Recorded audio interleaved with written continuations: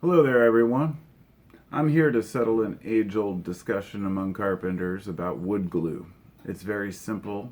It's not philosophy. It's not what I usually discuss on this channel. It's just something that I consider myself to be aware of, and if there's anything in this world that I am an expert at, which isn't much, it would be carpentry.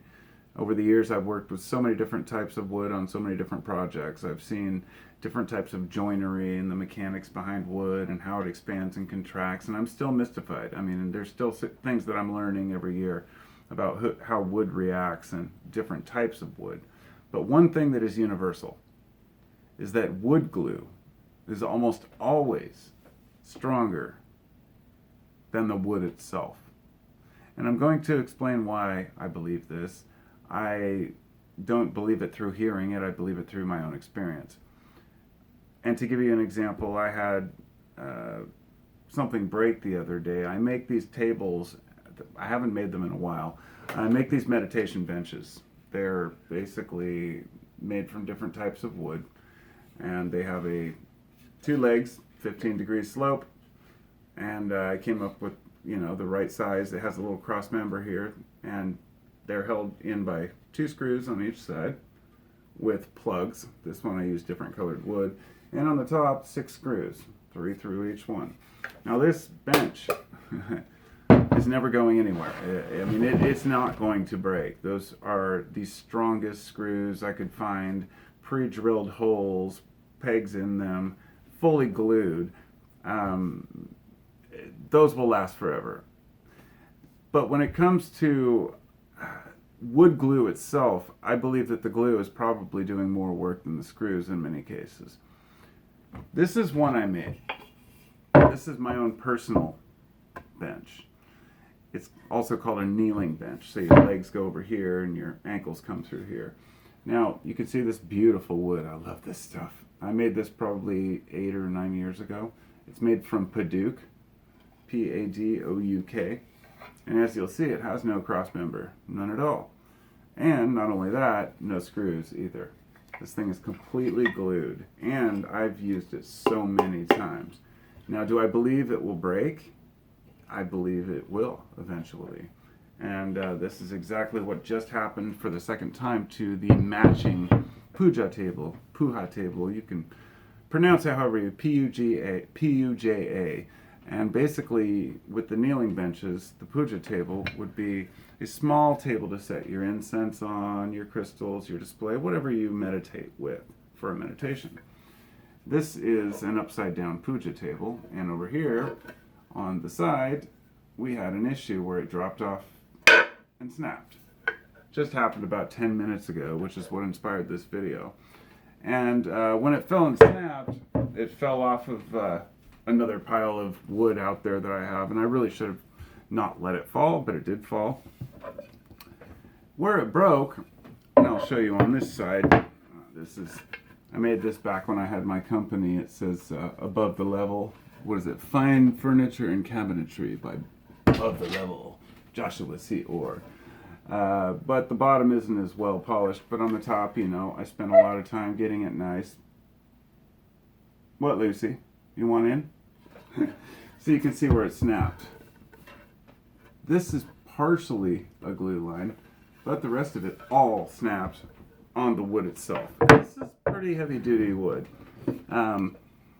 So the point is that yes, if I'd had screws in there, it may have done a job at certain parts, but there would have been a crack anyway. It would have snapped at that line. So you can see there's the glue line and there's the wood itself as it just ripped right into it. I'm going to let the husky in here. Okay, come on. Here you go. Be careful. Don't knock over my silly light. Because I had to have the light set up. So, being a carpenter for as many years as I have, I obviously have used many different types. This, for example, is a fretboard for a guitar because I wanted to start building guitars. And it's got the fret slots cut, but I wanted to laminate it with a piece of black walnut on top of the flame maple. They call it flame maple for obvious reasons, but I mean, that's Beautiful wood. Thank you, Joel. My friend Traveler, or Joel, he hooked me up with this nice big piece of, decent size, and I cut out one piece this was just phenomenal. So at any rate, I've got the fret slots cut, and I needed a laminate so there were no slots on the side. So I cut the slots first and then laminate the part. And in order to get a thin strip of wood to stick to another wood, this can be tricky, but it's no different than gluing wood back to itself. When I repair this thing, I'm going to be using just standard wood glue, no screws. And that's basically the main reason why I made this video, because there are going to be people out there who are going to say, go into Google or YouTube and type, how do you fix a broken piece of wood? Or best way to, and it's like, it's such a simple answer, wood glue. And I shouldn't even go with brand names, because I tell you, I don't do sponsors. I don't have any sponsors, and I don't do ads. But what I do have is a bottle of glue that I use for everything. And there's absolutely no reason not to tell you it's Titebond, because that's what all carpenters use. There are plenty of other brands out there, I'm sure, but you don't usually see them on the shelf. Titebond has pretty much dominated, the market. There are several different kinds. There's 1, 2, and 3. I believe this is the 1. Some of them set up faster. Some of them have longer working times. Some of them are waterproof. I think Titebond 3. The point being that they all work phenomenal, and the wood glue formula has evolved so far that I trust wood glue to fix pretty much everything. I was putting siding on and I broke a piece off of an important cut. I didn't recut it, I just glued it on, waited till the next day. The next day it was stronger than the wood around it, and I've never had this fail. And if anyone out there actually has experience with certain types of woods failing, I'd love to hear it, because I do believe that some of the most exotic woods, I'm curious to know if extremely oily woods take it better than others. I want to make one final note, and I think this is crucial.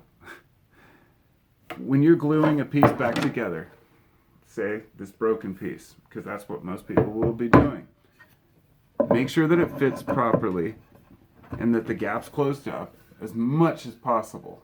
And then glue, basically what I do is I take a damp rag and I just damp both sides. You don't have to do that.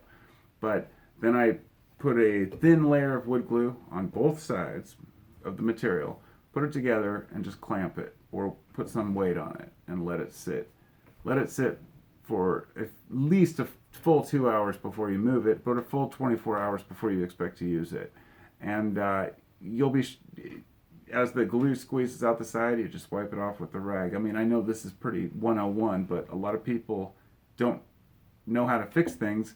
And if they had a small broken table, they'd just throw it away, thinking, how do I put screws in sideways? How do I fix this thing? Wood glue goes a lot farther than you think. And that means that if the material itself, this is the other note, that's only if something's broken along, along the side like this one.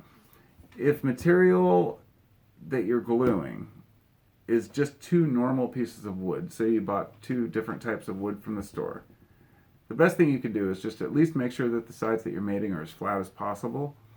And when you sand them with a heavier grit sandpaper. Because the one thing I know for sure is if you try to make something too smooth, then you're taking out some of the porosity of it and making it harder for the glue to lock in the pieces. In other words, wood glue seems to work better on more porous wood, way better than it does on, say, heavier woods like,